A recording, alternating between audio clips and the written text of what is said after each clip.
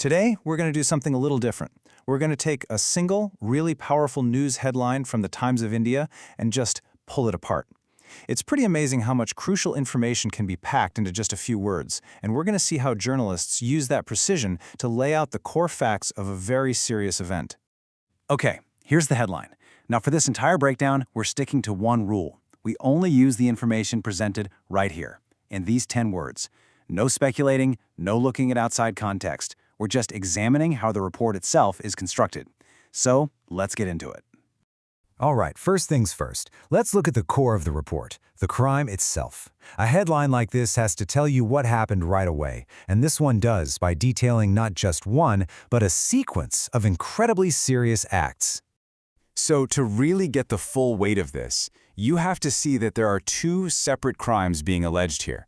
And believe me, that language is not accidental. Every single word has a legal and a narrative meaning. The report kicks off with abducting. Now that word choice is key. Legally, it frames the whole thing as an unlawful seizure, the act of taking someone against their will.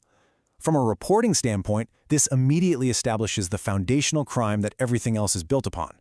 And then, the headline adds a second, very distinct and incredibly severe crime, sexually assaulting. By putting these two acts together, the journalist is describing what's known as a compound crime. This just massively escalates the legal seriousness of the whole situation and honestly paints a much more complete and horrifying picture for the reader. Okay, so now let's shift gears and look at how the headline describes the people involved. When you're talking about factual reporting, using precise language is absolutely critical, especially when you're trying to show the power dynamics in a situation like this. The words used to describe the two parties here are incredibly specific, and for a very good reason. These choices create an immediate and unmistakable picture of the victim and the alleged perpetrator, which is just essential for anyone reading it to understand what's going on. So just notice the deliberate choice of words here. The victim isn't just a boy, he is specifically a minor boy. That word, minor, has huge legal implications when it comes to things like consent and vulnerability. And then, in stark contrast, the suspect is just described as a man. This very factual, unadorned language lays out a clear and frankly troubling power dynamic without using any emotional words at all. Next up, let's talk about the where. Every news story is grounded in a real place, right? The location gives it context. It turns an abstract event into something real and specific for the audience. Well, the source of this headline, the Times of India, actually answers that question for us directly. It's a simple piece of information, but it anchors a national news story in a very specific, well-known city. And that location is Mumbai. By naming one of India's biggest and most recognizable cities, the report immediately gives a frame of reference to a massive audience, both in the country and around the world. It grounds the story in a real place.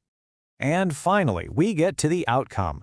A good news headline rarely just tells you about a problem. It almost always gives you the latest development. And when we're talking about crime reporting, that development usually comes from law enforcement. The entire headline is really building towards a single, powerful word that signals an official response from the authorities. It's the word that provides some sense of resolution, or at least the next step in the story. And that key action is an arrest. This is such a crucial legal step. It means the authorities have identified a suspect and have taken that person into official custody. The case is now moved from just a reported crime to an active investigation with a person of interest. This structure is really what makes the headline so incredibly effective. It gives you a complete story arc in just 10 words. It actually starts with the consequence, man arrested, before it even tells you the crimes. This immediately lets the public know that the authorities are on it and are actively dealing with the situation. So, we've seen how a few carefully chosen words can tell us the what, the who, the where, and the immediate outcome of a really serious event. This kind of leads to a bigger question, doesn't it? In tough times, what's the real value of this kind of clear, factual, almost unemotional reporting for a community? It's something to think about the next time you're scanning the news. Thanks for joining me.